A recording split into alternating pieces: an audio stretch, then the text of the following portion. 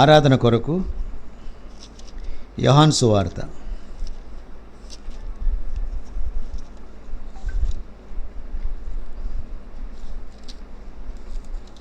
10వ అధ్యాయం. ఆరాధన కొరకు యోహాను సువార్త 10వ అధ్యాయము 28వ వచనం. మన ఆరాధన అంశం ఇది ఈరోజు. యోహాను సువార్త 10వ అధ్యాయము 28వ వచనము. అందరం చదువుకుందాం. నేను వాటికి నిత్య జీవమును ఇచ్చుచున్నాను కనుక అవి అన్నిటికీ నశింపవు, ఎవడను ఎన్నడూ నా చేతిలో అపహరింపడు. ఇక్కడ హైలైట్ చేశాను చూసారా, అది ఆరాధన మాట అదనమాట. నిత్య జీవమును ఇచ్చుచున్నాను కనుక ప్రభువైన యేసుక్రీస్తు వారు మనకు నిత్య జీవాన్ని ఇచ్చాడు. ఇది మన ఆరాధన. యేసుక్రీస్తు ప్రభు వారి లోకంలో ఉన్నప్పుడు యోహాను సువార్త 10వ అధ్యాయంలో ఆయన గొర్రెల గురించి మాట్లాడుతూ వచ్చాడు.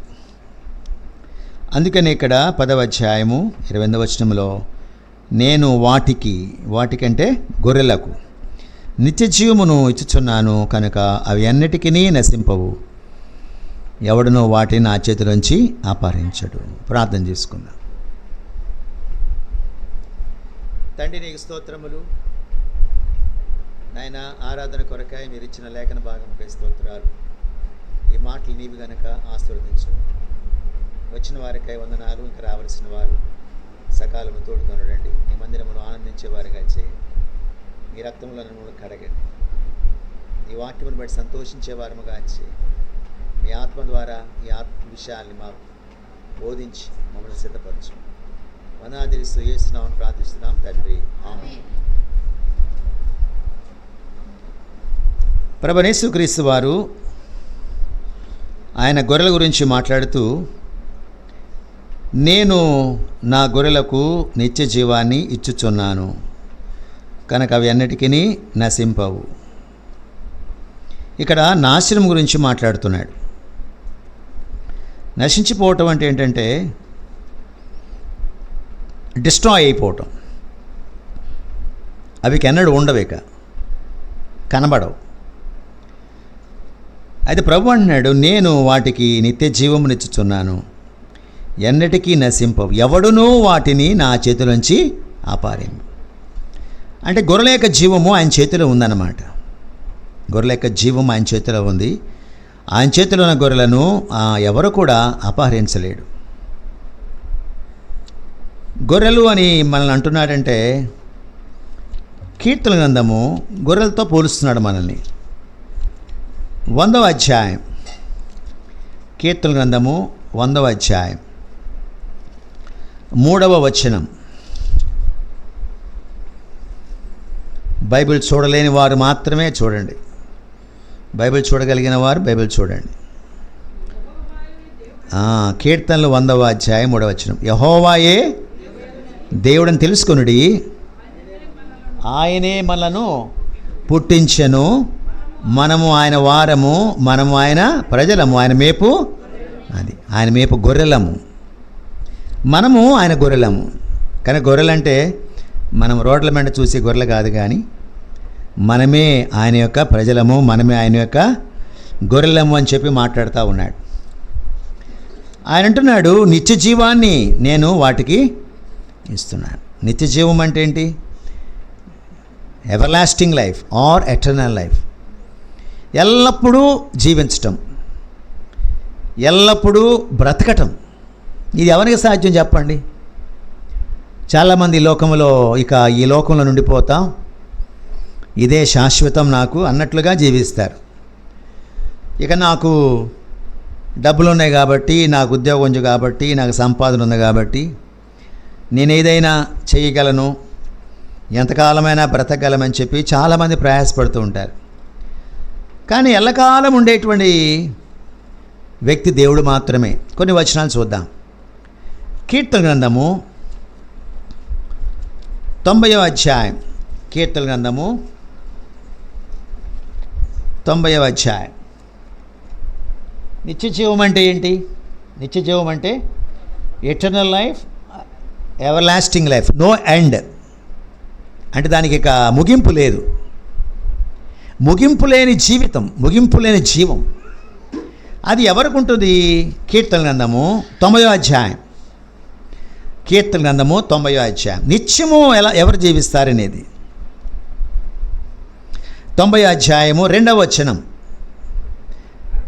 పర్వతములు పుట్టక మునుపు, భూమిని లోకమును నువ్వు పుట్టింపక మునుపు, నీవు యుగయుగములు నీవే దేవుడవు. యుగయుగములు నీవే దేవుడవు. యుగయుగములు నీవే దేవుడవు అంటే everlasting to everlasting, you are God. ఎప్పటి నుంచి? పర్వతాలు పుట్టలేదట, భూమి పుట్టలేదట. అందుకే పాట ఉంది కదా, పర్వతములు పుట్టక మునుపు, భూమి పునాదులు వేయక మునుపు, యుగాయుగములకు దేవుడవు దేవుడవు దేవుడవు దేవుడవు దేవుడవు, యుగాయుగములకు దేవుడవు దేవుడవు దేవుడవు దేవుడవు దేవుడవు. దేవుడొక్కడే ఉంటాడు, నో ఎండ్. ఆయనకి ముగింపు లేదు. నిత్య జీవము కలిగిన వాడు, eternal life and ever lasting life. ఇంకా ఎవరున్నారు నిత్యము ఉండేటువంటి వాళ్ళు? సామెతల గ్రంథము 8వ అధ్యాయము 23వ వచనం. సామెతల గ్రంథము 8వ అధ్యాయము 23వ వచనం. 8వ అధ్యాయం 23వ, ఓవర్లాప్ అవుతుంది చూడు. అనాది కాలం మొదలుకొని, మొదట నుండి భూమి ఉత్పత్తి అయిన కాలము పూర్వము నేను నియమించబడి తిని. I was established before the beginning of the planet. ఈ భూమి అనేది పుట్టక మునిపే నేను నియమించబడి తిని. అనాది కాలం మొదలుకొని అనాది కాలం వరకు. ఎవరైనా 8వ అధ్యాయం 1వ వచనం. జ్ఞానము ఘోషించుచున్నది. ఎవరు ఘోషిస్తున్నారు? జ్ఞానము ఘోషించుచున్నది. ఎవరు జ్ఞానం? ప్రభు అయిన యేసుక్రీస్తు వారు. యేసుక్రీస్తు ప్రభు వారు మనకు జ్ఞానమును, నీతియు, విమోచనయు, పరిశుద్ధతయు ఆయనే మన జ్ఞానం. Is our wisdom. కానీ యేసుక్రీస్తు ప్రభు వారు ఎప్పుడున్నాడంటే అనాది కాలం మొదలుకొని మొదట నుంచి ఉన్నాడు. కాబట్టి ఆయన పూర్వము నుంచి నియమించబడ్డాడు. ఆయనకి మితి లేదు, ఆయనకి ముగింపు అనేది లేదు. ఇంకెవరున్నారు? హెబ్రీ గ్రంథము 9వ అధ్యాయము 14వ వచనము. నిత్యము ఉండేవాళ్ళు ఎవరు? 9వ అధ్యాయము 14వ వచనం. నిత్యుడగు ఆత్మ ద్వారా తన్ను తాను దేవునికి నిర్దోషిగా అర్పించుకొనిన క్రీస్తు. నిత్యుడగు ఆత్మ ఎవరైనా? పరిశుద్ధాత్ముడు. పరిశుద్ధాత్ముడు ఎప్పుడు ఉంటాడు. So he doesn't have any end. ఆయనకు ముగింపు లేదు. కాబట్టి ముగింపు లేనివారు, ఆ అంతము లేనివారు, నిత్యము జీవించేవారు ఎవరైనా తండ్రి అయిన దేవుడు, కుమారుడైన దేవుడు, పరిశుద్ధాత్ముడైన దేవుడు. ఆయన మొదటి నుంచి ఉన్నవాడు, యుగములకు ఆయన ఉంటాడు. నిత్య జీవము ఆయనలోనే ఉన్నది. మరి మానవుని పరిస్థితి ఏంటి? మానవుని పరిస్థితి ఏంటంటే, మానవుడు నీ దేవుడు సృష్టించాడు, తన స్వరూపములో తన పోలిగా చేసుకున్నాడు. ఆది కాండము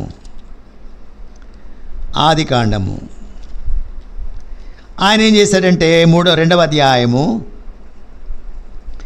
7వ వచనం. దేవుడైన యెహోవా నేలమంటితో నరుని నిర్మించి వాని నాసికారంధ్రములో జీవవాయువును ఊదగా దేవుడి యొక్క జీవాన్ని ఈ మట్టి బొమ్మలోనికి ఊదాడు. దేవుని జీవం ఏంటి? నిత్య జీవం, నిత్యం ఉండేవాడు. ఈ మంటిని చేసిన తర్వాత ఈ మంటిలోనికి ఏం చేశాడు? నాసికారంధ్రములో జీవవాయువును అనగా తన జీవము ఊదగా, జీవాత్మను ఊదగా నరుడు జీవించు ప్రాణి అయినాడు. ఆ జీవం మనిషిలోనికి వచ్చింది. ఇక మనిషి కూడా ఎలా ఉంటాడంటే, దేవుడు ఎంతకాలం ఉంటాడో అంతకాలం ఉండాలని దేవుని యొక్క కోరిక. మనిషిని చంపడానికి దేవుడు మానవుని సృష్టించలా, అదంతే కదా. తన స్వరూపములో తన పోలికగా చేసుకొని ఆ బొమ్మను చేసి ఆ బొమ్మలోనికి జీవాత్మను ఊదగా అతను జీవిస్తూ ఉన్నాడు. ఆదాము అవ్వలయ్య వాళ్ళు నిత్యం జీవిస్తారు. ఎలా చెప్పగలరు నిత్యం జీవిస్తారు అని అంటే, ఇక్కడ చూడండి, ఆదికాండము 2వ అధ్యాయము 17వ వచనం. జోసఫ్, ఇదేం చేయాలంటే మధ్య మధ్యలో నేను డిబేట్ అవుతుంటాను. నేను నీకు ఇచ్చిన వాక్యాలు కాకుండా నాకు సడన్గా ఇక్కడ కొన్ని గుర్తొస్తుంటాయి. అర్థమైందా? నేను అంటే డిబేట్ అయిపోతాను. అప్పుడు ఏం చేయాలంటే నువ్వు సడన్గా అక్కడికి వెళ్ళిపోవాలా. అది నేర్చుకో. సడన్గా అక్కడికి వెళ్ళిపోయి దాన్ని టక్కన ప్రజెంట్ చేసేయాలి. అంటే ఫీడ్ చేసినే కాకుండా నేను వేరే వెర్స్కి వెళ్ళిపోతాను. నువ్వు ఇమ్మీడియట్గా అక్కడ దాన్ని ప్రజెంట్ చేసేటట్టు ఉండాలి. నేను ఇచ్చినవి కాకుండా, నేను ఇచ్చిన స్కిప్ అవుతాయి ఒక్కోసారి. ఓకే, అది ప్రాక్టీస్ చేసుకో. ఆదికాండము 2వ అధ్యాయం. మంచి చెడల తెలివినిచ్చు వృక్షఫలములను తినకూడదు, వాటిని తినుదినమున నిశ్చయముగా చచ్చెదవు. God is using that word death. నువ్వు చచ్చిపోతావని చెప్పాడు. అంటే అర్థం ఏంటి? నువ్వు తింటే చచ్చిపోతావు, తినకపోతే ఏమో రాజకృష్ణ గారు చెప్పండి. తినకపోతే ఎప్పటికాలం బతుకుతావు? దేవుడు ఎంతకాలం ఉంటాడో అంతకాలము జీవిస్తాడు. కనుక దేవుడికి నిత్యజీవం అన్నది, ఆయన చనిపోడు, ఆయన ఎలకాలం ఉండేటువంటి వాడు. మానవుడిని కూడా ఎలా చేశాడంటే, నిన్ను నన్ను అనగా మన ఆది తల్లిదండ్రులను తన స్వరూపంలో తన పోలికగా చేసి తన జీవాత్మను ఊదాడు. మీరు నేను ఎంతకాలం ఉంటానో మీరు అంతకాలం ఉంటారు అని చెప్పాడు. కానీ ప్రభు ఏమన్నాడు ఆ మాట? జాగ్రత్త, నీవు జీవాన్ని కోల్పోతావు, నువ్వు చచ్చిపోతావు అని చెప్పాడు. ఎప్పుడు? ఈ పండు తినుదినమన నీవు చచ్చిపోతావు, జీవం పోద్ది అన్నాడు. జరిగిందేంటి? ఆదికాండం 3వ అధ్యాయంలో ఏం జరిగింది? శత్రువు వచ్చాడు, అపవాది వచ్చాడు. ఇది నిజమా అన్నాడు. మీరు చావనే చావరన్నాడు. ఏమన్నాడు? మీరు చావరు. ఎంత భయంకరం! అబద్ధం చెప్పాడు. మీరు చచ్చిపోరు. ఎవరు చెప్పారు చచ్చిపోతారని? దేవుడు చెప్పాడా? దేవుడు అబద్ధం చెప్పాడు. అనగా వాడు ఆది నుంచి అబద్ధికుడును అబద్ధికులకు జనకుడే ఉన్నాడు. అబద్ధం వాడి నుంచి పుట్టింది. మనం అబద్ధాలు చెప్పామంటే వాడు మనలో పనిచేస్తున్నట్టు అర్థం. గుర్తుపెట్టుకోండి. ఏదో మూలన మనలో పనిచేస్తున్నాడు. మనం అబద్ధం చెప్పామంటే హృదయంలో ఎక్కడో వాడు ఆపరేట్ చేస్తున్నాడు. గుర్తుపెట్టు. దేవుని బిడ్డలు అబద్ధం చెప్పకూడదు, సత్యమే చెప్పాలి. అర్థమైనా? దేవుని బిడ్డలు సత్యమే చెప్పాలి. అబద్ధం చెప్పేవాడు సైతాన్. అబద్ధం చెప్పాడు, మీరు చచ్చిపోరు, మీ బతుకుతారని చెప్పాడు. వీళ్ళు ఆశపడి ఏం చేశారంటే, ఆ పండు తింటే దేవుని కుమారులు అయిపోతారు, దేవదూతలు అయిపోరు అన్నట్లుగా మాట్లాడితే ఆశపడి తిన్నారు.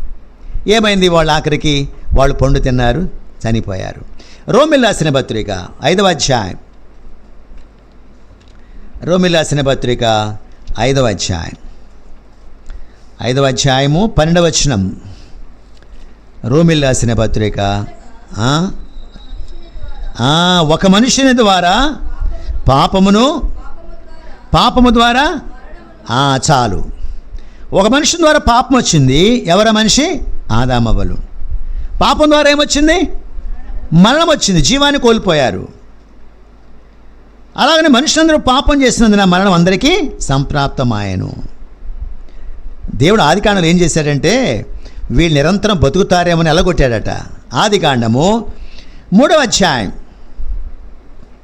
ఆదికాండము 3వ అధ్యాయం 22వ వచనం.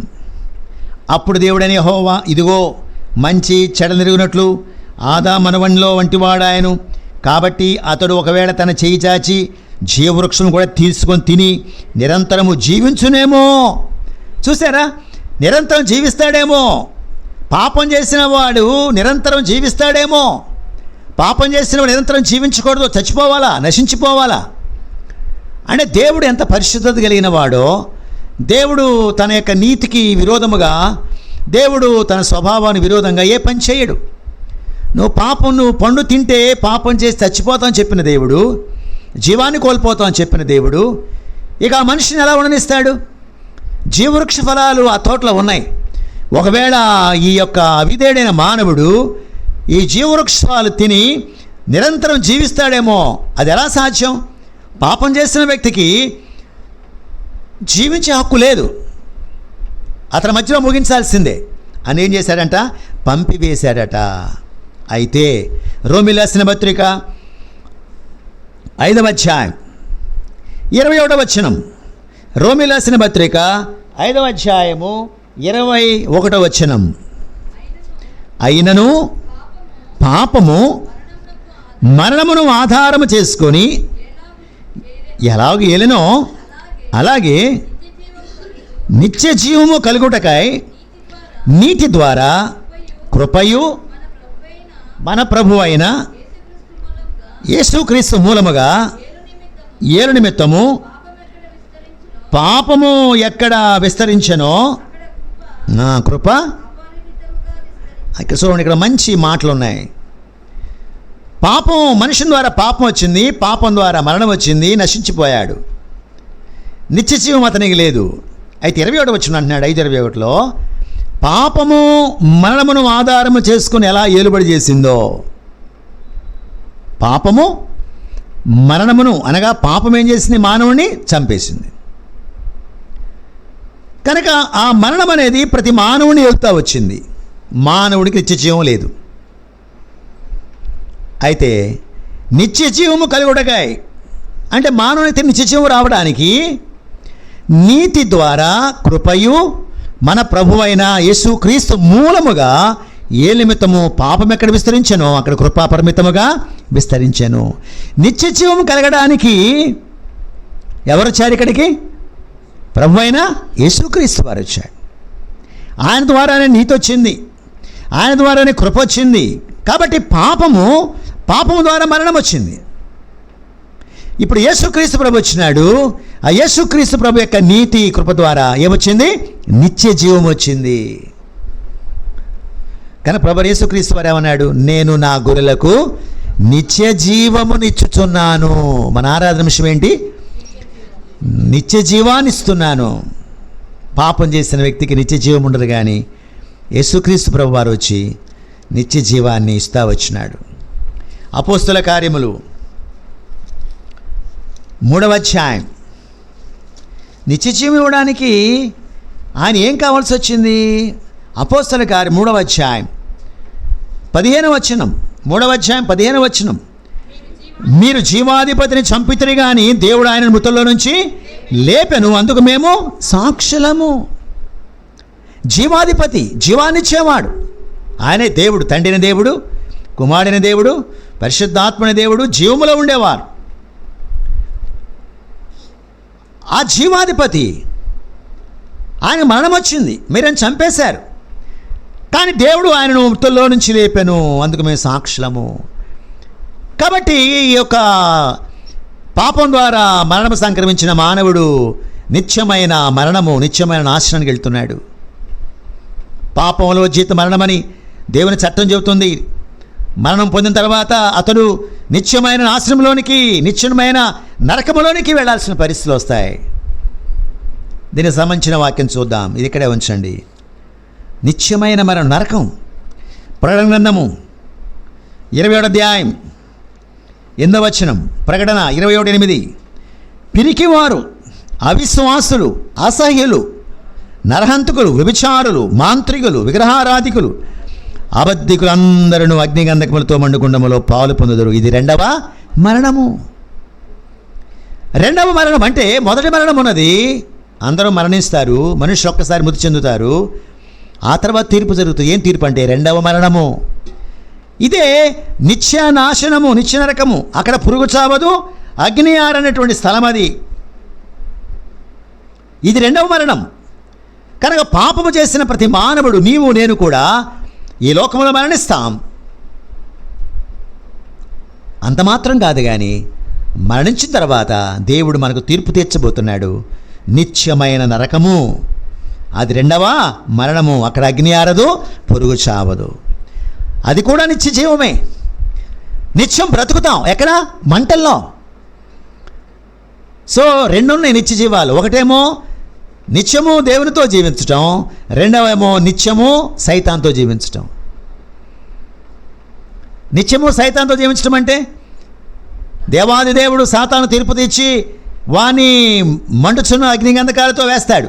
వాస్తవానికి నరకం అనేది ఎవరి కోసం క్రియేట్ చేయబడిందంటే సాతానుకి వాని అనుచరులకు నిర్ణయించబడిన కేటాయించబడిన స్థలమే నరకం. వాని కొరకు నిర్ణయించినాడు దేవుడు. కానీ ఎవరైతే వారిని అనుసరిస్తూ ఉన్నారో వారు కూడా నరకానికి పాత్రులు. అందుకనే సాతాను ఏం చేస్తాడంటే సాధ్యమైతే లోకంలో ఉన్న ప్రతి మనిషిని కూడా తనతో పాటు నరకాన్ని తీసుకెళ్ళటానికి, నిత్యము వానితో పాటు నరకంలో పడి కాలిపోవడానికి వాడు అన్ని రకాలుగా ప్రయాసపడతాడు.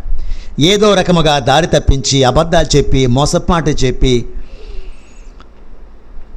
దేవుని వాక్యాన్ని కూడా తప్పుదారినే బోధించి, ఏదో రకముగా దారి తప్పించి, ట్రాక్ తప్పించి నరకాన్ని తీసుకెళ్తాడు. ఎంతోమంది ప్రార్థనకు పోయేవాళ్ళు కూడా నరకానికి పోతారు. ఎంతోమంది పాటలు పాడేవాళ్ళు కూడా నరకానికి పోతారు. ఎంతోమంది సేవ చేసేవాళ్ళు కూడా నరకానికి పోతారు. ఇది చాలా భయంకరమైనది. నిత్యము నరకమే. కానీ నిత్యజీవం ఒకటి ఉంది, నిత్య నరకము ఒకటి ఉంది. సాతానికి వనంచలకి నిత్య నరకము, వాని వెంబడించేటువంటి వ్యక్తులు కూడా నిత్యమ నరకము. కనుక మనమందరం కూడా నిత్య నరకాగ్నికి పాత్రులమై ఉన్నాము. అయితే అపోస్తలుల 3:15 జీవాధిపతి చనిపోయినాడు. ఎవరైనా ప్రభు అయినా యేసుక్రీస్తు. మీరు చంపారంటున్నాడు. అయితే యోహాను సువార్త 10వ రండి. యోహాను సువార్త 10వ వాళ్ళేమో చంపామని వాళ్ళెంతో అసహిస్తున్నారు. అది యోహాను సువార్త 10వ 18వ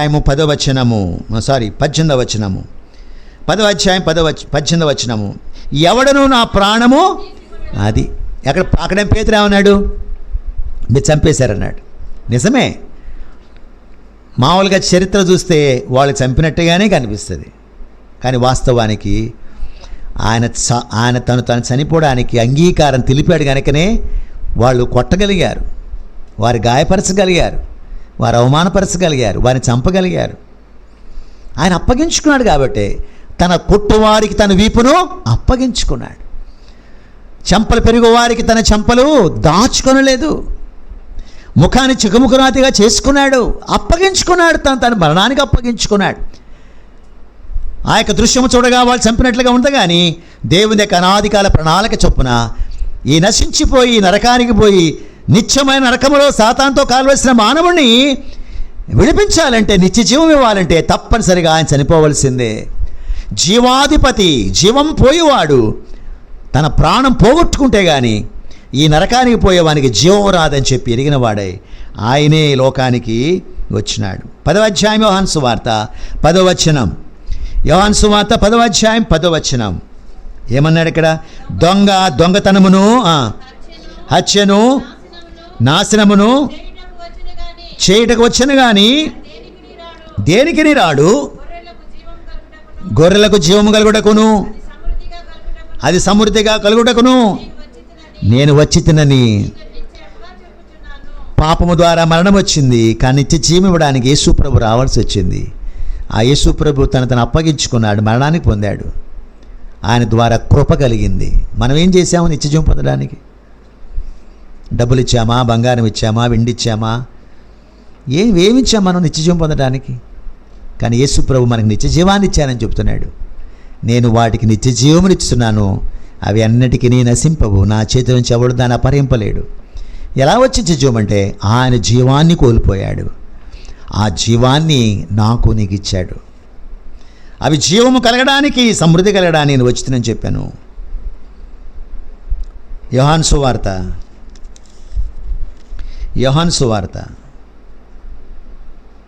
3:14 3:14 అరణ్యములో మోషే సర్పము ఎలాగెత్తెనో అలాగే విశ్వసించు ప్రతివాడు నశింపక ఆయన ద్వారా నిత్యజీవం పొందినట్లుగా మనిషి కుమారుడు ఎత్తబడవలెను. సంఖ్యాకాండంలో ఇశ్రాయేలీలు తిరుగుబాటు చేసినప్పుడు, పాపం చేసినప్పుడు దేవుడు ఏం చేశాడంటే తాపకరమైన సర్పాలను పంపించాడు అరణ్యంలో. ఈ సర్పములు వచ్చి కరుస్తుండగా ఈ సర్ప విషయము కాటుకి వాళ్ళు చచ్చిపోతున్నారు. వాళ్ళు వచ్చి మేము పాపం చేశాం మా ఇంట్లో అందరూ చచ్చిపోతున్నారనగా మోషే ప్రార్థన చేశాడు, అయ్యా ఏమిటి ఇవి చచ్చిపోతున్నారు? వాస్తవం వీళ్ళు పాపం చేశారు, తిరుగుబాటు చేశారు దేవుని విరోధంగా.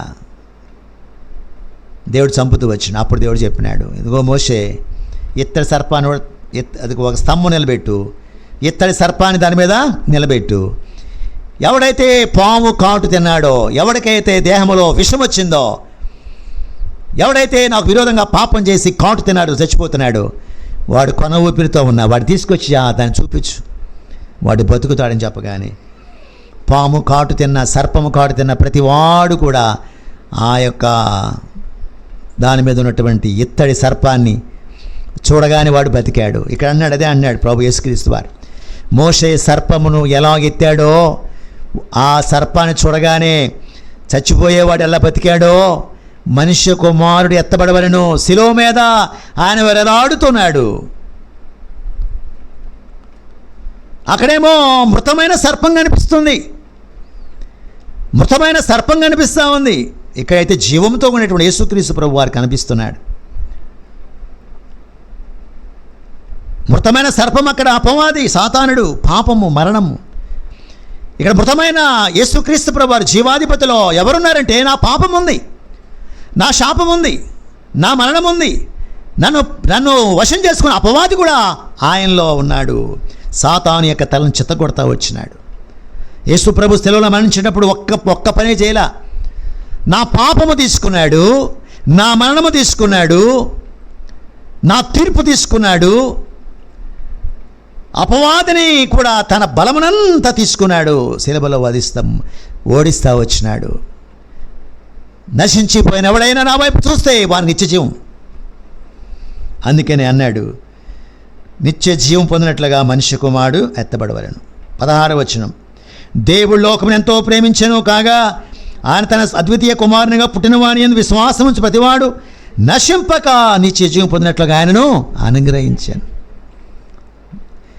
దేవుడు తన కుమారుని ఎందుకు ఇచ్చినాడంటే ఆ కుమారుని యొక్క శిలువ మరణము ద్వారా ఆయన ఎవరైతే విశ్వాసం ఉంచారో వారికి ఏం చేశాడు? ఆయన నిత్య జీవాన్ని వారికి ఇచ్చాడు, నశించిపోరేక. దేవుడు ఎంతకాలం ఉంటాడో నేను ఎంతకాలం ఉంటా. ఎంత గొప్ప తలంపండి, ఎంతకాలం ఉంటాం. దేవుడు ఎంతకాలం ఉంటాడో నేను కూడా అంతకాలం బ్రతుకుతా. ఎంత గొప్ప ఆలోచన. ఈ సాధ్యమా నాకు? మానవుడు పాపం చేసి నిత్య నరకానికి పోతుండగా సాతానుతో పాటు దేవుడు అన్నాడు, నువ్వు నా జీవాన్ని పొందడానికి లేదు, వెళ్ళిపో అని చెప్పిన ఆయన మరణం ద్వారానే జీవం వచ్చింది. బాగా గుర్తుపెట్టుకోండి. Where there is death there is life. కుమారుడు మరణించితే తప్ప నాకు జీవం లేదు. నాకు నిత్య జీవం ఇవ్వాలంటే ఆయన మరణించాల్సిందే. వేదనకరమైన, బాధకరమైన, దుఃఖముతో కూడిన శిలువ వేదన పొందడానికి ఇష్టపడతా వచ్చినాడు. అందుకే అన్నాడు ఆయన తన ముందుంచిన ఆనందము కొరకాయ ఆయన సంతోషంతో శిలువను భరించాడంట. అది హెబ్రీ గ్రంథంలో అంటాడు, తన ముందు ఉంచిన ఆనందం ఏంటంటే నశించిపోతున్న నిత్య జీవాన్ని పొందుతున్నాను, ఆయనతో ఉంటాను. ఎప్పుడుంటాను ఆయనతో? యేసుక్రీస్తు ప్రభుతో. యోహాను సువార్త 11వ అధ్యాయం. యోహాను సువార్త 11వ అధ్యాయం. ఇక్కడ బేతనీలో ఒక కుటుంబం ఉన్నది, మార్తా, మరియ, లాజరు రోగి అయ్యాడు. ఈ వర్తమానాన్ని మార్తా మరియలు యేసు ప్రభు వారికి తెలియజేశాడు. నువ్వు ప్రేమించువాడు రోగి అయి ఉన్నాడని 3వ వచనంలో. కానీ యేసు ప్రభు వారు ఇంకా ఆలస్యం చేస్తూ వచ్చాడు, వెళ్ళలేదు. ఇప్పుడు 11వ వచనంలో అంటాడు, ఆయన ఈ మాటలు చెప్పిన తర్వాత మన స్నేహితుడు లాజరు నిద్రించున్నాడు, అతను మేలుకొలపి వెళ్ళుచున్నామని ఆయన వారితో చెప్పగా. లాజరు అంట నిద్ర, వాస్తవం చచ్చిపోయాడు. యేసు ప్రభు ఆయన అన్నాడు కదా, ఏమన్నాడు? నిద్రించుచున్నాడు అన్నాడు, కానీ వాస్తవం చచ్చిపోయాడు. అతను చనిపోయాడు. ప్రభు అన్నాడు నిద్రించుచున్నాడు, అతని మేలు కొలప వెళ్ళుచున్నాము. అది నిత్య జీవము. నేను అతను లేపుతాను. నిద్రిస్తున్నాడు, అతను చనిపోలేదు. అతను లేపుతాను. నిద్రపోయేవాడిని లేపవచ్చు, చనిపోయిన వాడిని లేపలేం. చనిపోయిన వాడిని లేపలేం కదా. చనిపోయిన సమాధుల తోటకి వెళ్ళి మన వాళ్ళని పిలిస్తే లెగుస్తారా? మనం పిలిస్తే లేకూడదు. చనిపోయిన నిద్రపోయేవాడిని అయితే మనం ఎవరినైనా లేపవచ్చు. అమ్మని లేపవచ్చు, నాన్న లేపవచ్చు, కూతురు లేపవచ్చు. చచ్చిపోయిన ఎవరు లేపలేరు. ప్రభు అన్నాడు, లాజరు నిద్రపోతున్నాడు, మనం లేపుదాం పదండి. అది ఎలా సాధ్యము? చూడండి 11వ అధ్యాయం.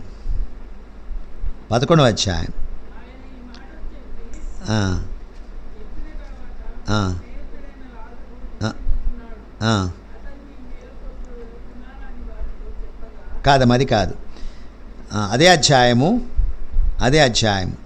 43వ వచనం. ఆయన అలాగు చెప్పి లాజరు బయటికి రమ్మని బిగ్గరగా చెప్పగా జరిగిందేంటి? చనిపోయినవాడు కాళ్ళు చేతులు ప్రేత వస్తువుతో కట్టబడిన వెలుపలికి వచ్చాను. అది జీవం. చనిపోయిన వాడు మరలా వచ్చాడు, జీవం. అందుకనే ప్రభు ఒక మాట అన్నాడు, 25వ వచనం, అదే 25వ వచనం. అందుకు యేసు, పునరుద్ధానమును జీవమును నేనే, నా యందు విశ్వాసం ఉంచువాడు చనిపోయినను బ్రతుకును, బ్రతికి నా యందు విశ్వాసం ఉంచువాడు ప్రతివాడు ఎన్నటికీ చనిపోడు. ఇది నిత్య జీవం. మీకు ఇలస్ట్రేషన్ చెప్పడానికి చెప్పాను. అది చనిపోయాడు, ప్రభు వచ్చి లేపాడు. లాజరు బయటికి రా అన్నాడు. ఆ వ్యక్తి లేస్తా వచ్చాడు. ప్రభు ముందుగా చూపించాడు, నేను లేపుతాను, నిత్య జీవము కొరకే లేపుతాను. మొదటి తెస్సలోనికైయులకు రాసిన పత్రిక 4వ అధ్యాయం. ప్రభు ఏమో ఈ భూమి మీద ఉన్నప్పుడు ఆయన లాజరు బయటికి రా అన్నాడు. లాజరు బయటకు వచ్చాడు.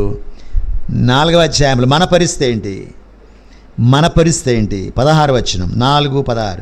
ఆర్భాటముతోనూ ప్రధానదో శబ్దముతోనూ దేవుని బూరతోనూ పరలోకం నుంచి ప్రభు దిగి వచ్చును. క్రీస్తు నుండి మృతులైన వారు మొదట, ఇదే జీవం. ఎవరైతే ప్రభువు నమ్ముకొని యేసు ప్రభు రక్తంలో పాపం కడుక్కొని చనిపోతా వచ్చారో, మనమేమో చావు అంటాము. అయితే దేవుని వాక్యం చెబుతుంది వాళ్ళు చనిపోలేదు, వాళ్ళు నిద్రిస్తున్నారు. ఆ మీదట సజీవులు మళ్ళించుండు మనము. ఒకవేళ ప్రభు అక్కడ ఆలస్యమైతే వారితో కూడా ఏకముగా ప్రభుతో ఎదుర్కొన్నట్టు ఆకాశ మండలముకు మేఘం మీద కొనిపోబడదాము. కాగా మనము సదాకాలం ప్రభుతో కూడా ఉందుము. నిత్య జీవం. సదాకాలం ఆయనతో ఉంటాము. ఇక్కడ మరణం ఎక్కడ ఉంది? ఇక్కడ సపోజ్ ఇప్పుడు ప్రభు వచ్చాడు అనుకోండి, ఇక్కడ మనకి మరణం లేదు. మనకి ఇంకా ప్రభు ఇప్పుడు ప్రధాన దూర శబ్దం ఇప్పుడు వినపడింది అనుకోండి, ఈ సెకండ్లో ఆ సమాధుల్లో, ఆ పాత గుంటూరులో సమాధుల్లో ప్రభు నమ్ముకున్న వాళ్ళు మొట్టమొదటి వేస్తారు. ఇమీడియట్గా మనం కూడా, ఇక్కడ ఉన్నటువంటి మనం కూడా నిజంగా రక్షించబడితే రెప్పపాట్లో మార్పు చెందుతాం. ఇక్కడి నుంచి వెళ్ళిపోతాం పైకి. మరణం లేదు, నిత్య జీవము. వాళ్ళు కూడా నిత్య జీవం పొందిన వాళ్ళే. వాళ్ళు అక్కడ చనిపోలేదు, వాళ్ళు ప్రస్తుతానికి నిద్రలో ఉన్నారు, నిద్రపోతున్నారు. ప్రశాంతంగా ఇంతకాలం బతికి కష్టాలు పడి, నష్టాలు పడి, దుఃఖపడి, వేదన పడి ఇప్పుడు విశ్రాంతిలో రెస్ట్ తీసుకున్నారు. ఎల్లకాలం రెస్ట్ తీసుకోరు. యజమానుడు వస్తాడు, నిత్య జీవం ఇచ్చిన యజమానుడు వస్తాడు, లేపుతాడు. నిత్య జీవము ఎవరు నశింప చేయలేరు. కనుక మనము ఈ యొక్క ఉదయకాల సమయంలో మనము కూడా లేస్తాము. సజీవంగా ఉంటే ఆయనతో సదాకాలం ఉంటాం, నిత్య జీవము. కాబట్టి ప్రియమైన వారలారా, నేను వాటికి నిత్య జీవమును ఇచ్చుచున్నాను, అవి నశించవు, నా చేతి నుంచి వాటిని ఎవరు కూడా అపహరించడు. ఇప్పుడు మనం ఆరాధనకి వెళదాం. ప్రభువా, మా పితరుల వల్లే నేను పాపం చేశాను, నేను దోషిని, నేను వెళ్ళగొట్టబడిన వాడను, నాలో జీవము లేదు, నా జీవాత్మ చనిపోతా వచ్చాడు. కానీ నన్ను బతికించడానికి, నిత్య జీవము జీవించడానికి, నీ వలే నేను సదాకాలం ఉండటానికి నువ్వు చావలసి వచ్చింది, మరణించాల్సి వచ్చింది. నిన్నెవరో చంపలేదు ప్రభువా, నీ ప్రాణాన్ని నీవే ఇచ్చావు, నన్ను ప్రేమించావు. కాబట్టి నేను నీతో ఉండాలని కోరుకున్నాను. ఆదికాండం 3వ అధ్యాయంలో ఎలాగా నీతో సదాకాలం ఉండాలని పుట్టించావో అలా సదాకాలం జీవించాలని నీ కోరిక అమలు చేసుకున్నావు. మరలా నన్ను బతికించావు ప్రభువా, నువ్వు మరణించడం ద్వారా. నీ కృప, నీ నీతిని బట్టి నీకు స్తోత్రములు. నాకు నిత్య జీవం ఇచ్చినందుల కొరకే నా హృదయపూర్వక స్తుతి ఆరాధన నీకే సమర్పించుకున్నాను. మన ప్రభుని ఆరాధన చేద్దాం. కనుక మనం